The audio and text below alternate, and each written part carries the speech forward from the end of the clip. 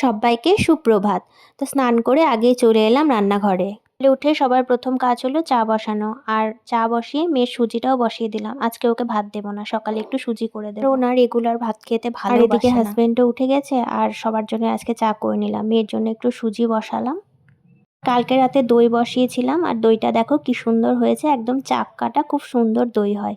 আর এই যে এখন গরম পড়লো, আমি রেগুলারই প্রায় রাত করে দই বসাবো, আর সকালে এটাই আজকে আমাদের ব্রেকফাস্টে হয়ে যাবে। আর এদিকে গুড়টাও ফুরিয়ে গিয়েছিল, তাই গুড়ের প্যাকেট ছিল এ বাড়িতে, তাই একদম ঢেলে নিলাম গুড়ের প্যাকেটটা।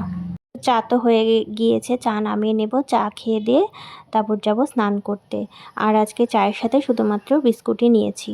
কদিন আগে একটুখানি গ্যাস অ্যাসিড হচ্ছিলো, তাই মুড়ি খাচ্ছিলাম, তো আজকে ভাবলাম বিস্কুটই খাই। আজকে সকালে একটু ঘোল বানিয়েছিলাম দই দিয়ে, তো এটা এখন সকালের খাবারে খেয়ে নিব, আর বেশি কিছু খাবো না।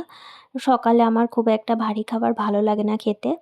আর আজকে আমাদের মাছ এনেছিল, আর এটা হলো রুই মাছ। জানো তো অনেক দিন পরে প্রায় আজকে বড় মাছ আনা হয়েছে বাড়িতে। তো ভাবছিলাম যে খেতে পারবো না, অনেক দিন যাবৎ বড় মাছটা খেতে পারছিলাম না। তো না, আজকে খেয়েছি। আর এই মাছটা খুব একটা বড় ছিল না, তাই খেতে পেরেছি। সজনের ডাঁটা আলু দিয়ে মাছের ঝোল করেছিলাম, তো মাছের ঝোলটা তো মোটামুটি হয়ে গিয়েছে, মাছগুলো দিয়ে দিলাম ঝোলের মধ্যে। তো কিছুক্ষণ ফুটিয়ে নামিয়ে নেব। এরপরে দুপুরে খাবারটা বেড়ে নিলাম। তো আজকে আলু সেদ্ধ মেখেছিলাম শুকনো লঙ্কা আর পেঁয়াজ দিয়ে, তার সাথে মাছের ঝোল আর একটু দই নিয়েছিলাম। তো আজকাল টক ছাড়া একদমই খেতে পাচ্ছি না। দুপুরে মেয়েকে নিয়ে একটু ঘুম দিয়েছিলাম। ঘুম থেকে উঠে সন্ধে প্রদীপ জেলে মেয়েকে নিয়ে পড়তে বসেছি। ওকে প্রায় এখন 1.5-2 ঘন্টা নিয়ে বসবো পড়াতে। আর আজকে রাতে ভাত খেতে ইচ্ছে করছিল না, তাই একটু আলুর পরোটা বানিয়েছিলাম। তো আজকের ডিনারটা অনেক তাড়াতাড়ি সেরে নিয়েছিলাম, প্রায় 8:30 থেকে 9টার মধ্যে আমার হয়ে গিয়েছিল ডিনারটা।